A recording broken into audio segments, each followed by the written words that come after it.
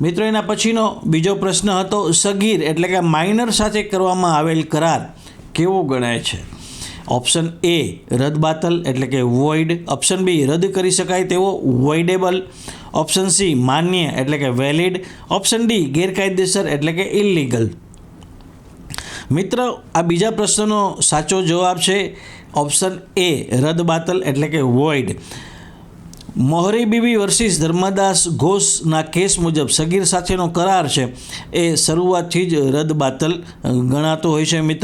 મિત્રો સુપ્રીમ કોર્ટે આ મોહરી બીબી વર્સિસ ધર્મદાસ ઘોષ આ ચુકાદામાં આ પ્રિન્સિપલ લેટ ડાઉન કર્યો છે કે કોઈ પણ માઇનર વ્યક્તિ એટલે કાયદાની ભાષામાં કે જે પુખ્ત વયની નથી, 18 વર્ષથી નીચેની વ્યક્તિ છે, પછી એ મેલ હોય કે ફિમેલ હોય, સ્ત્રી હોય કે પુરુષ હોય, કોઈ પણ વ્યક્તિ જે 18 વર્ષથી નીચેની છે એની સાથે જો કોઈ એગ્રીમેન્ટ કરવામાં આવે છે તો એ રદબાતલ છે.